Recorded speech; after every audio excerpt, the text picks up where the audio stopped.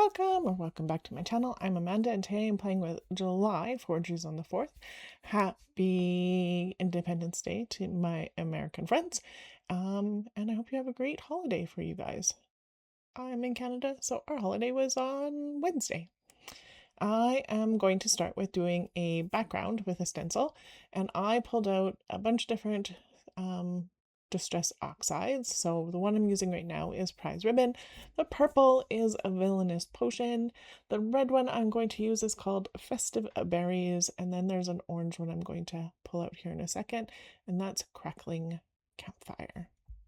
And so this is the dynamic backgrounds from Spellbinders, and it was one of their kit club ones, and it's meant for card back, but you can be strategic and use it on a whole 12 by 12 piece of paper. So that's what I'm going to do. I am going to put the purple and the blue together like I did. I'm going to do this red and orange together, and then this kind of mimics, well, it was inspired by the chevron kind of piece of paper in the kit. So super cute. I love the way that looks. You totally could just do one strip of this on a piece of paper too. You definitely don't have to do all of it. I'm going to go all the way across. So I'm just lining this up and then have all my different brushes. And I'm just making sure that when I put the stuff on that there is some melding and meshing of those colors, because that's what I wanted. That's kind of what it's like in that one paper that I'm being inspired by. And then I'm not putting the blue and the purple on the same spot as they were on above. I'm just moving stuff around so that it alternates a bit so it doesn't look exactly the same. And then orange again.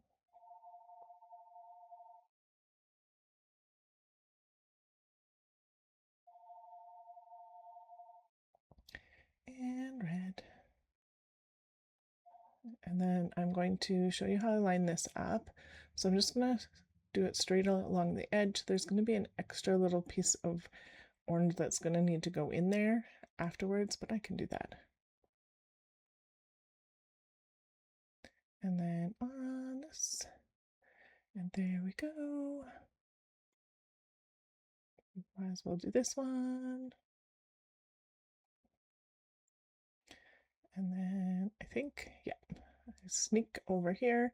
So I show you what I mean about that middle part. So there's like that one strip that doesn't have anything.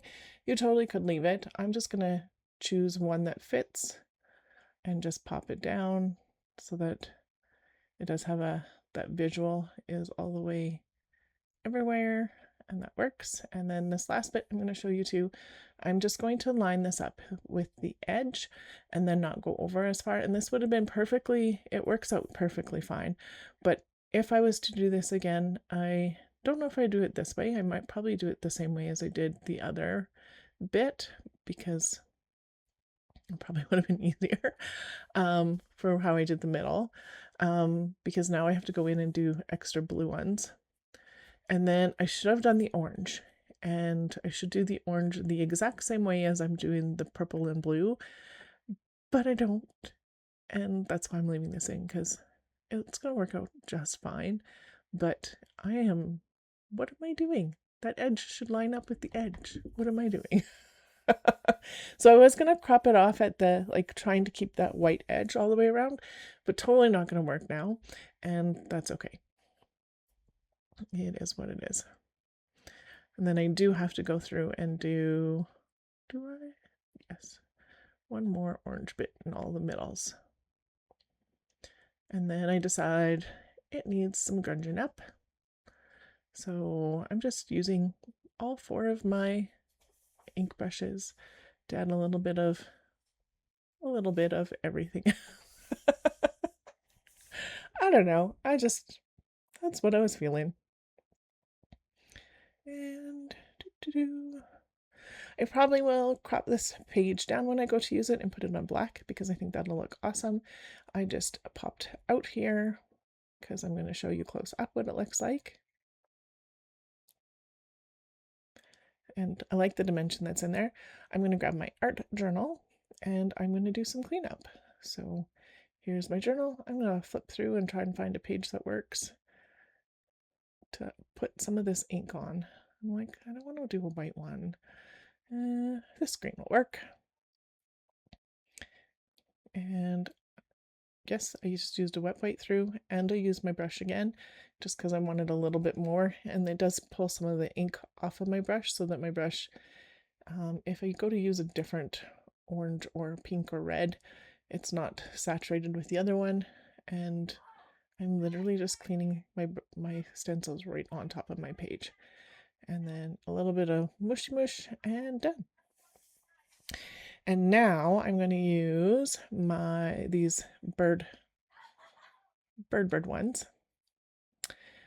stamps, and some leftover cardstock. And so I have two sets of these. I have ones that are like cute and like lovey-dovey and kind of thing, and then I have this other set that are like cranky or tired and cranky, and I thought they would both be cute, so I'm going to use these two different stamp sets for tired and cranky and lovey-dovey, because why not? And I was looking for a foam piece of paper, a foam, like fun foam, to put underneath this, and I don't know where I put them, and I was like, I should have looked for them more, because this is not coming off very nice. It's the first time I've used them, so it is what it is. So, and sorry about that wiggle. That is not my camera. That is my table moving with the force that I'm putting on this to try and get it to actually do what it needs to do. So I'm pushing really, really, really hard on here to try and get that impression.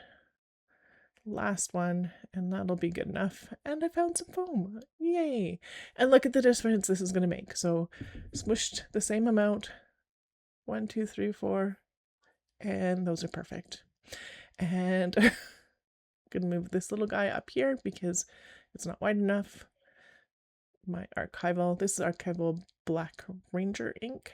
And I chose this one because it's easier to color with this one. And oh, aren't those so cute? And then I'm going to put these guys away. And I am going to grab the cranky looking guys. So there's these ones. And I'm going to do a bit of all of these. So that one with the laptop, I thought the two ones with the books would be cute because I could use them for work or for school stuff or whatever. This one with the copy cup is really cute. And then this one just looks exhausted. And on that one goes, I had to smoosh them around a bit. And I'm going to show you one of this, and then I'm going to do two more. And then we're going to jump ahead to me coloring, because why not? I don't usually color on camera, but aren't those so cute? So I'm going to show you not all 6 sets because that would be overkill. And it took me an hour and a half to do all of this already, but I am going to color one of each of them for you. So I'm going to start with my Copics. I'm mostly just going to use my Copics. And this green marker is so juicy. I haven't used these in a while, and it is just letting the liquid like come out in puddles, and it goes really, really quite far into his eyeballs, and I'm like, ugh, so juicy. So I'm like, okay, I can use my colorless one. Nope, there's just so much ink there that didn't even work very well. So I'm gonna continue going on because he's stamped and kind of colored already, and oh well. And I'm like, okay, what do? I'm gonna try the end. I think this is in, nope, that's the colorless one again. I tried some gray. Now I'm gonna go in with whiteout. So I'm gonna white out his eyes. And then I'm gonna use a black permanent marker to add his pupils in after the whiteout goes and dries. And so this one's gonna be salmon. Sorry if you heard that door. And then cute. The salmon-y pink I thought would be sweet on a bird. Because we got a green one, so why not? And I was like so inspired by that green one with the headphones in the kit. I just had to.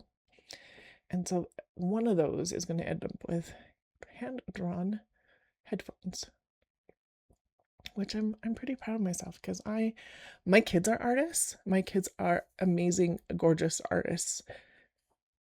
My artistry is putting my papers and stuff together. And making a mess. I can make a mess really well. Draw, paint actually something that looks like something, not so much my forte. Totally my kids' forte. And he looks okay. Like his eyes are a little weird because you can tell there's whiteout on them now, and then I decide I'm going to use this darker green to do the edging or outlining in because it's not as juicy. And then I can do the highlights of his tummy and stuff in the lighter green because it being juicy, not by his eyeballs, is not as big of a deal. And then that's like a goldy color. You want to know the names of these Copics? I don't have very many, so it wouldn't take me long to like actually tell you. I just don't have them handy to tell you right now, and if you're interested, I totally will.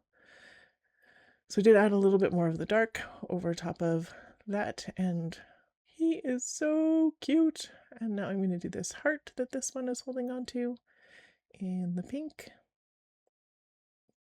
And then I'm going to color him in orange. Why orange? I don't know, because we've got really bright green, so I figured, let's do him in orange. I'm like, do I? Oh, I'm just going to go for it. Orange. Very bright orange.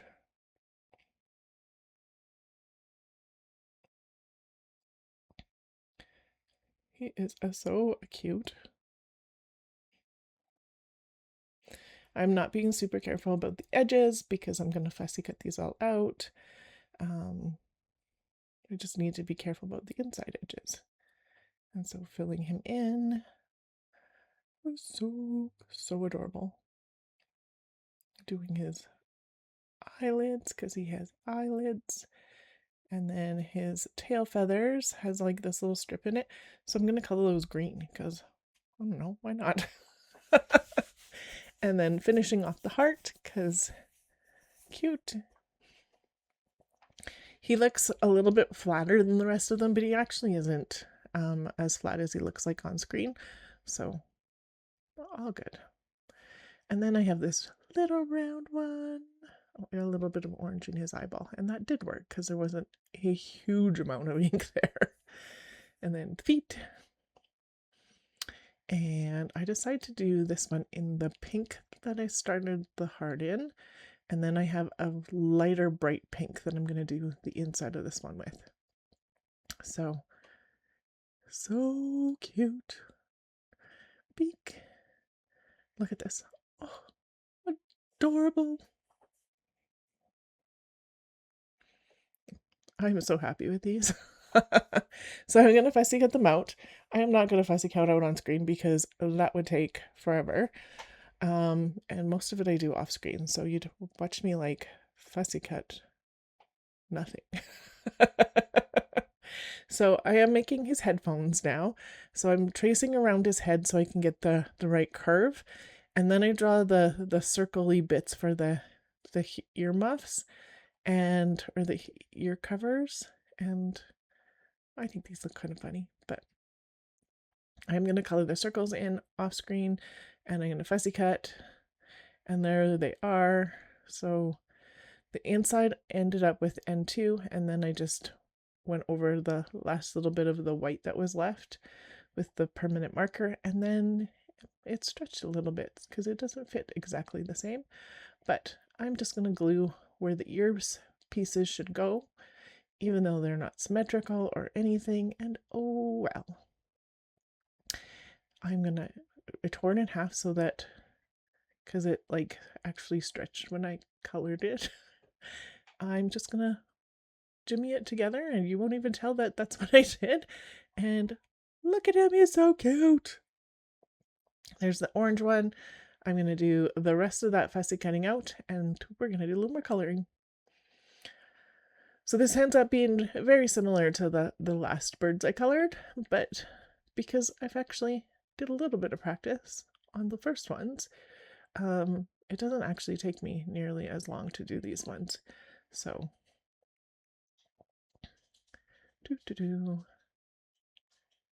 this guy is so cute. He looks so tired. He's just done. And then that's the lighter one. And then I'm just going to add a little more of the darker one to add just a little bit more dimension, because I love it when you have like that variation of light and dark. He's so cute. I love these stamps. And then this one's going to be pink because she's got her coffee cup, and I'm assuming she's a she because that's what I decided. And so the dark one and then the light one, like I did that little circular guy from before. And then the coffee cup is going to be in a different kind of, I think it's salmon, and then E2, I think, is the color I used. Yes, it's E2. So then I'm going to use salmon here, which is not the actual name, but that's the color it is. And then the E2, and that's a lot of pink. And then I decided the E2 could be the pages, and I should have done like I have an N1, which is like a light gray, and I should have done them that color, but I didn't, and oh well. So this one is going to be salmon for the outlines, and then I decided instead of making her all salmon like the other one, I'm going to fill her in with E2. I think this is E2 anyway. And it is so cute. And then I decided that the laptop and the books are not going to be very colorful. They're just going to be gray, but colored in, just so that the birds are the show. Because why not? And I forgot to color her beak. So I'm going to have to go in and color her beak because I did it. And then there's the books being colored gray too. These were super fast doing it that way, and then no decisions needed. And then I'm going to color this guy orange because might as well stick with the same colors I had before, especially if they end up on the same layout. That's helpful. Filling in a little bit with the salmon just to give it some variation, and the beak. And this last one is going to be green again because I so love that green bird. I'm like just smitten with that one green bird. So get that in and on, and just a little bit of book. I'm gonna fussy cut off screen because we know that I don't fussy cut on screen very well. If I did, that would be a different story, but I don't. So there's that one, fussy cut. There's one of the last ones because I forgot to show the other ones. And then here are all of those ones all done up. And then there is my background and the other birds. Aren't those adorable? I'm so happy with them. I hope you play along with the Counterfeit Kit Challenge. The blog and the Facebook group are linked below. If you play along, come over to the Facebook group, answer the questions so you can play along, and we have a lot of fun over there. Thank you so much for being here today. I hope you subscribe, like, and comment. Have yourself a wonderful day, and happy celebrating to our US friends.